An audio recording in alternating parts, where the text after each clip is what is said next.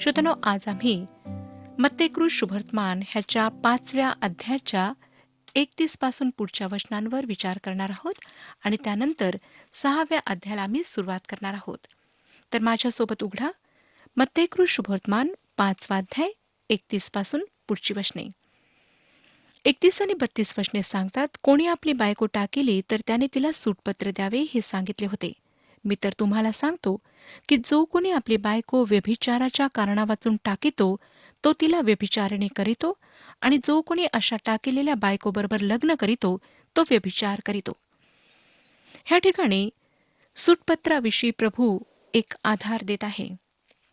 जर एखादी व्यक्ती पवित्र शास्त्रात जे कारण दिले आहे त्या कारणाशिवाय दुसऱ्या व्यक्तीला आपल्या जीवनसाथीला सूटपत्र देते तर ती व्यभिचारी आहे असे परमेश्वराचे वचन सांगते. हे असे काही आहे श्रोत्यानो जे आज ख्रिस्ती लोक दुर्लक्षित आहेत. परंतु राज्याच्या काळात हा नियम असेल, कारण तेव्हा असे काही स्त्री आणि पुरुष असतील जे एकमेकांना सूटपत्र देऊ इच्छितील. 33 ते 35 वचने पहा. खोटी शपथ वाहू नको, तर आपल्या शपथा परमेश्वरापुढे खऱ्या कर, म्हणून प्राचीन काळात लोकांना सांगितले होते. हेही तुम्ही ऐकले आहे. मी तर तुम्हाला सांगतो, शपथ वाहूच नका. स्वर्गाची नका, कारण तो देवाचे राजासन आहे. पृथ्वीचीही वाहू नका, कारण ती त्याचे पादासन आहे. येरुशलेमेचीही नका, कारण ती थोर राजाची नगरी आहे. प्रभू येशू म्हणतो की देवाच्या लेकरांनी सर्व परिस्थितीत विश्वासू असायला हवे, प्रामाणिक असायला हवे. तो म्हणतो 37व्या वचनात, तर तुमचे बोलणे होय तर होय, नाही तर नाही एवढेच असावे. ह्याहून जे अधिक ते वाईटापासून आहे. आम्ही वरचढ गोष्टी बोलायला नकोत. 38व्या वचनात, डोळ्यांबद्दल डोळा व दातांबद्दल दात असे सांगितले होते, हे तुम्ही ऐकले आहे. ख्रिस्ताच्या राज्यात जेव्हा तो राज्य करेल तेव्हा सर्व काही बदलणार आहे. 39वं वचन, मी तर तुम्हाला सांगतो, दुष्टाला अडवू नका. जो कोणी तुझ्या उजव्या गालावर मारितो त्याच्याकडे दुसरा गाल कर. आपण ह्याप्रमाणे वागता किंवा वाईटाचा विरोध करता? ह्या ठिकाणी आमच्यासाठी एक तत्व देण्यात आलेले आहे, परंतु आम्ही अशा युगात राहत आहोत जेथे ज्या व्यक्तीजवळ हत्यारे आहेत त्याचे घर सुरक्षित राहते. आणि पॉल तिमथ्याला दुसरे पत्र 4 अध्याय आणि 14व्या वचनात एका व्यक्तीविषयी म्हणाला की अलेक्झांद्र तामटाने माझे पुष्कळ वाईट केले, त्याची फेड त्याच्या कृत्यांप्रमाणे प्रभू करील. कठीण आहे श्रोत्यानो की ज्याने आमच्या एका गालात थापड मारली त्याच्यासमोर दुसरा गाल करणे. आज लोकांच्या मनामध्ये सूड भावना आहे. कुठलीच व्यक्ती एक थापड खाऊन चूप बसत नाही, परंतु लगेचच प्रतिसाद काय असतो, तर त्या व्यक्तीला मारणे. परंतु प्रभू येशू ख्रिस्त ह्या ठिकाणी आम्हाला दुसरेच काही शिकवत आहे. 40 ते 42 वचने पहा. तो म्हणतो, जो तुझ्यावर फिर्याद करून तुझी बंडी घेऊ पाहतो त्याला तुझा अंगरखाही घेऊ दे, आणि जो कोणी तुला वेठीस धरून एक कोस नेईल त्याच्याबरोबर 2 कोस जा. जो तुझ्याजवळ काही मागतो त्याला दे, आणि जो तुझ्यापासून उसने घेऊ पाहतो त्याला पाठमोरा होऊ नको. विश्वासणाऱ्यांच्या जीवनात उत्तम कार्याचे फळ दिसायलाच हवे. निश्चितच श्रोत्यांनो, प्रत्येक विश्वासणाऱ्या व्यक्तीकडून ही अपेक्षा केल्या जाते की त्याच्या जीवनात उत्तम कार्याचे फळ दिसावे आणि त्याद्वारे देवाचे गौरव व्हावे. 43 आणि 44 वचने सांगतात, आपल्या शेजाऱ्यावर प्रीती कर व आपल्या वैऱ्याचा द्वेष कर असे सांगितले होते, हे तुम्ही ऐकले आहे. मी तर तुम्हाला सांगतो, तुम्ही आपल्या वैऱ्यांवर प्रीती करा आणि जे तुमचा छळ करीतात त्यांच्यासाठी प्रार्थना करा. पुष्कळदा असे करणे आमच्यासाठी कठीण होऊन जाते, कारण वैऱ्यांवर प्रीती करणे तर मानवी स्वभाव नाही, परंतु जितका सूड घेता येईल तितका घ्यावा हा मानवी स्वभाव आहे. परंतु प्रभू येशू ख्रिस्ताने सांगितले की तुम्ही आपल्या वैऱ्यांवर प्रीती करा आणि जे तुमचा छळ करीतात त्यांच्यासाठी प्रार्थना करा. पुढे आपण 48वं वचन वाचूया. ह्याच तो, जसा तुमचा स्वर्गीय पिता पूर्ण आहे तसे तुम्ही पूर्ण व्हा. आम्ही परिपूर्ण कसे होऊ शकतो? ख्रिस्तावरील विश्वासाच्या द्वारे आम्ही परिपूर्ण होऊ शकतो. ख्रिस्त त्याची नीतिमत्वता आम्हाला देतो व आमच्यामध्ये पवित्रीकरणाची क्रिया हळूहळू सुरू होते, ज्याद्वारे परमेश्वर त्याच्या पुत्राच्या प्रतिमेमध्ये आम्हाला परिवर्तित करीत जातो. प्रत्येक विश्वासणाऱ्याचे हे ध्येय असायला हवे, अर्थात ज्यांनी ख्रिस्तावर विश्वास ठेवला आहे त्यांचे हे ध्येय असायला हवे. परंतु हे आम्ही स्वतःच्या बळावर अवलंबून राहून, आमच्या प्रयत्नांवर विसंबून राहून शक्य होऊ शकत नाही. काय आपणाला असं वाटतं का की आपण देवाकडे जाऊन असे म्हणू शकता की प्रभू बघ, मी काय केले आहे, मी किती चांगला आहे, मी किती विलक्षण आहे. स्वतःचेच गौरव करून, स्वतःचीच प्रशंसा करून देवाला त्याद्वारे मला वाचीव अशी जबरदस्ती आपण करू शकता का? तुम्ही आणि मी असल्या प्रकारचे काहीच करू शकत नाही, कारण श्रोत्यानो, आम्ही परिपूर्ण नाही. आमच्यामध्ये अनेक उणीवा आहेत. ह्या अध्यायात आम्ही पाहिले की ख्रिस्त राजा अशा नीतिमत्वाविषयी बोलत आहे जे नीतिमत्व त्याच्या सर्व लोकांजवळ, त्याच्या लेकरांजवळ असायला हवे. हे नीतिमत्व शास्त्री व परुषी ह्यांच्याजवळ असलेल्या नीतिमत्वापेक्षा अधिक उच्च स्तराचे असायला हवे. त्यांच्याजवळ धार्मिक नीतिमत्व होते. उदाहरणार्थ, निकोदेमस धार्मिक तर होता, फार चांगला होता. त्याच्यावर टीका करण्यासारखे आम्हाला काहीच सापडत नाही. परंतु प्रभू येशू ख्रिस्ताने त्याला म्हटले, तुला नव्याने जन्मणे आवश्यक आहे. आम्हाला शास्त्री व पुरुषांपेक्षा उच्च स्तराचे नीतिमत्व प्राप्त करायचे आहे आणि ते फक्त ख्रिस्तावरील विश्वासाच्या द्वारे आम्ही प्राप्त करू शकतो. आता श्रोत्यानो, आपण 6व्या अध्यायाकडे वळूया. धार्मिकतेच्या बाह्य कृत्यांना संचलित करणारे अंतस्थ हेतू जसे दान देणे, प्रार्थना करणे, उपवास करणे आणि धनप्राप्ती ह्यांचा स्वर्ग राज्याच्या विषयांचा देवाशी काय संबंध आहे हे आम्ही 6व्या अध्यायात पाहणार आहोत. धर्माच्या बाहेरगाशी मत्तेकृत शुभवर्तमानाचा 6वा अध्याय संबंधित आहे. 5व्या अध्यायात आम्ही पाहिले की प्रभू येशू ख्रिस्त जो राजा, त्याच्या वर्चस्वाखाली असणाऱ्या लोकांमध्ये जे नीतिमत्व असायला हवे त्याविषयी तो बोलतो. हे नीतिमत्व परुषी व शास्त्रांच्या नीतिमत्वापेक्षा उच्च स्तराचे असायला हवे हे आम्ही पाहिले होते. आणि हे नीतिमत्व ख्रिस्तावरील विश्वासाच्याद्वारे आम्हाला प्राप्त होते हे आम्ही पाहिले. 6व्या अध्यायात मत्तय राज्यातील लोकांनी ह्या नीतिमत्वाचे किंवा धार्मिकतेचे पालन करावे ह्याविषयी तो सांगत आहे. ह्याचा उद्देश अर्थातच आपण देवासाठी काय करता ह्याचे महत्त्व दर्शविणे आहे. तिसरा कुठलाही पक्ष किंवा गोष्ट ह्या संबंधात येऊ शकत नाही. ह्या गोष्टी परमेश्वर व मानवाच्या आत्म्याच्या दरम्यान आहेत. ह्या अध्यायात गुप्त धर्माचरण, गुप्त दान धर्म, गुप्त प्रार्थना, गुप्त उपवास, खरी संपत्ती, भविष्याविषयीची चिंता ह्या प्रयोगात्मक गोष्टींविषयी सांगण्यात आलेले आहे. प्रभू येशू ख्रिस्त सर्वप्रथम धर्माचरणाविषयी बोलत आहे. लक्षात ठेवा की ह्या सर्व गोष्टी धर्मासंबंधाने बाहेरगत आहेत किंवा धर्मातील बाह्य प्रदर्शन आहे. पहिलं वचन आता आपण वाचूया. 6वा अध्याय, पहिलं वचन. माणसांनी पाहावे ह्या हेतूने तुम्ही आपले धर्माचरण त्यांच्यासमोर न करण्याविषयी जपा. केले तर तुमच्या स्वर्गातील पित्याजवळ तुम्हाला प्रतिफळ नाही. जरी ख्रिस्त ह्या ठिकाणी त्याच्या येणाऱ्या राज्याकडे निर्देश करीत आहे, तरी तुमच्या व माझ्याकरिता ह्या ठिकाणी एक महान तत्व मांडलेले आहे. दुसरं वचन.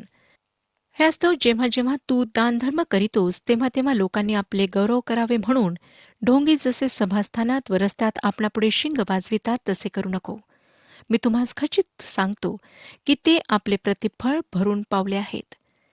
श्रोत्यानो, तो हे फार बोचक रीतीने बोलत आहे. जेव्हा परुषी लोक गरिबांना काही देत असत तेव्हा त्यांची रीत होती की ते यरुशलेमेतील प्रमुख रस्त्याच्या कोपऱ्यात, ज्या ठिकाणी लोकांची गर्दी असे, तेथे जात असत आणि त्या ठिकाणी तुरही वाजवीत असत. जरी गरीब व गरजवंत लोकांनी ते दान घेण्यास यावे म्हणून त्यांनी एकत्रित होण्याकरिता ती तुरही वाजविण्याचा त्यांचा उद्देश असे, तरी त्यांचा मनातला उद्देश असे की दुसऱ्या लोकांना कळावे की ते दान देत आहेत. अमुक अमुक व्यक्ती गरिबांना दान देत आहे हे लोकांना कळावे आणि त्यांचे चांगले कार्य इतरांच्या पण लक्षात यावे, हा त्यांचा उद्देश असत असे. ख्रिस्ताने म्हटले की त्यांना त्यांचे प्रतिफळ प्राप्त झाले आहे. त्यांचे प्रतिफळ काय होते? ते काय प्राप्त करू पाहत होते? येशूने म्हटले, ते लोकांद्वारे स्वतःचे गौरव व्हावे म्हणून स्वप्रयत्न करीत होते. ते शिंग वाजवित होते. तेव्हा सर्व लोक बाहेर येऊन पाहत असत की ती व्यक्ती किती उदारपणे दान देत आहे. हे त्यांचे प्रतिफळ होते. त्यांचे दान हे त्यांच्या व परमेश्वराच्या दरम्यान नसे. आता मला आपणाला प्रश्न विचारू द्या श्रोत्यानो, की आपण का दान देता? देण्यासाठी एकापेक्षा अनेक मार्ग आहेत. काही लोक जेव्हा दान देतात तेव्हा त्यांची हीच इच्छा असते की सर्व लोकांसमोर त्यांच्या नावाची घोषणा व्हावी. आणि जर तशी घोषणा होत नाही तर मग ते दान देण्याकरिता पुढे येत नाहीत. जर घोषणा झाली नाही तर ते अनेकदा क्रोधित होऊन जातात. परंतु काही लोक असे आहेत जे आधीच सांगून देतात की मी जे काही दान दिले आहे, जी काही वस्तू मी दिली आहे, त्याविषयी कोणालाच कानोकान खबर होऊ नये. ते त्यांचे दान गुप्त ठेवतात. आमचा दानधर्म आमच्या व परमेश्वराच्या दरम्यान असायला हवा. आणि ज्या क्षणी तिसरी व्यक्ती किंवा तिसरा पक्ष त्या दरम्यान येतो, तेव्हा आपणाला स्वर्गात त्याचे प्रतिफळ मिळत नाही. बरेचसे लोक इमारतीच्या भिंतींवर, खांबांवर किंवा वस्तूंवर, मेजावर, खुर्च्यांवर स्वतःचे नाव लिहितात की अमुक अमुक व्यक्तीने ही सप्रेम भेट दिलेली आहे. परंतु श्रोत्यानो, अशा प्रकारचे दान देणे देणे नाही. अशा प्रकारचे देणे स्वतःपुढे तुरई वाजविणे होय. आणि ज्या दानाचे परमेश्वरापुढे काहीच मूल्य राहत नाही. 3 आणि 4 वचन. तू तर दानधर्म करीतोस तेव्हा तुझा उजवा हात काय करीतो हे तुझ्या डाव्या हाताला कळू नये. अशा हेतूने की तुझा दानधर्म गुप्तपणे व्हावा, म्हणजे तुझा गुप्तदर्शी पिता तुला तुझे फळ देईल. अर्थातच आम्ही जे दान देतो ते दान गुप्त राहायला हवे. ही सर्व बोचणारी अशी टीका आहे. 5 वचन. तसेच जेव्हा जेव्हा तुम्ही प्रार्थना करीता तेव्हा तेव्हा ढोंग्यासारखे असू नका, कारण लोकांनी आपणास पाहावे म्हणून सभास्थानात व चव्हाट्यावर उभे राहून प्रार्थना करणे त्यास आवडते. मी तुम्हास खचित सांगतो की ते आपले प्रतिफळ भरून पावले आहेत. येशू ख्रिस्ताने ह्या ठिकाणी फार कठोर अशा भाषेचा उपयोग केलेला आहे. लोकांनी पाहावे ह्यासाठी ते प्रार्थना करतात असे तो म्हणतो. अशा प्रकारे केलेली प्रार्थना कधीच वर पोहोचत नाही. ती फक्त लोकांच्या कानापर्यंत पोहोचते, परमेश्वराच्या नाही. 6 वचन पहा. तू तर जेव्हा जेव्हा प्रार्थना करीतोस तेव्हा तेव्हा आपल्या खोलीत जा व दार लावून घेऊन आपल्या गुप्तवासी पित्याची प्रार्थना कर, म्हणजे तुझा गुप्तदर्शी पिता तुला तिचे फळ देईल. आपल्या लक्षात आले का श्रोत्यानो, की प्रभू येशू ख्रिस्त ह्या ठिकाणी पिता ह्या शब्दाचा उपयोग करीत आहे. ज्या लोकांविषयी ख्रिस्त बोलत आहेत ते लोक राज्याचे नागरिक आहेत. आज आपण देवाची लेकरे कसे होऊ शकता? योहान कृष्णवर्तमान 1 अध्याय आणि 12 वचनामध्ये ह्याचे उत्तर आम्हाला वाचायला मिळते. योहान कृष्णवर्तमान 1 अध्याय 12 वचन. जितक्यांनी त्याचा स्वीकार केला तितक्यांना, म्हणजे त्याच्या नावावर विश्वास ठेवणाऱ्यांना त्याने देवाची मुले होण्याचा अधिकार दिला. प्रभू येशूने निकोदेमाला म्हटले, तुला नव्याने जन्मणे आवश्यक आहे. तोपर्यंत तू परमेश्वराला पिता म्हणून हाक मारू शकणार नाहीस. आम्हाला जुन्या करारात पिता हा शब्द मानवाच्या आणि देवाच्या संबंधाविषयी वापरलेला सापडत नाही. संपूर्ण इस्रायल राष्ट्राला परमेश्वराने इस्रायल माझा पुत्र असे म्हटले, परंतु वैयक्तिकरित्या कोणाला असे म्हटले नाही की तू माझा पुत्र आहेस. प्रभू येशू ख्रिस्त ह्या ठिकाणी एका नवीन नातेसंबंधाने बोलत आहे.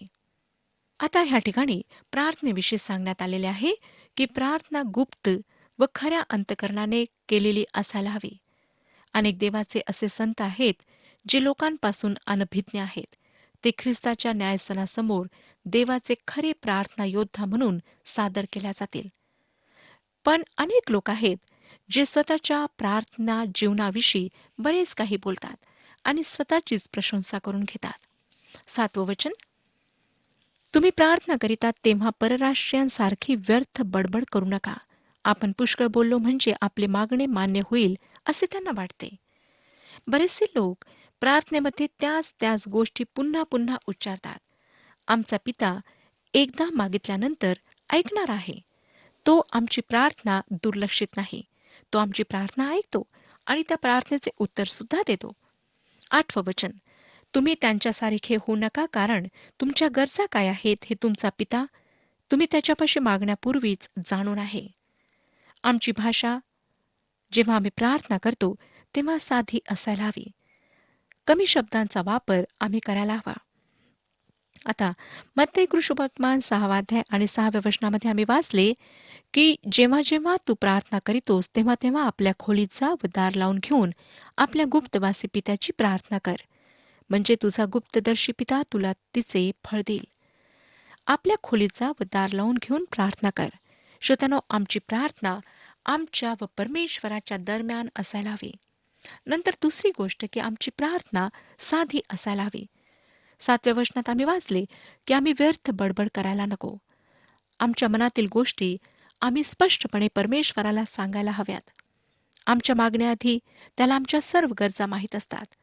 जरी आम्हाला काय हवे हे त्याला माहीत असले तरी आम्ही त्याच्याकडे जावे आणि त्याच्याजवळ मागावे ही त्याची नेहमीच इच्छा असते. आता तो आम्हाला एक नमुना दाखल प्रार्थना सांगत आहे. ही एक फार विलक्षण प्रार्थना आहे जी सर्व परिस्थितीतल्या विश्वासणाऱ्यांसाठी आहे. 9वं वचन, ह्याच तर तुम्ही ह्या प्रकारे प्रार्थना करा, हे आमच्या स्वर्गातील पित्या, तुझे नाव पवित्र मानिले जाओ. लक्षात घ्या की ही प्रभूची प्रार्थना येशू ख्रिस्ताची प्रार्थना होऊ शकत नाही. तो ही प्रार्थना करू शकला नाही.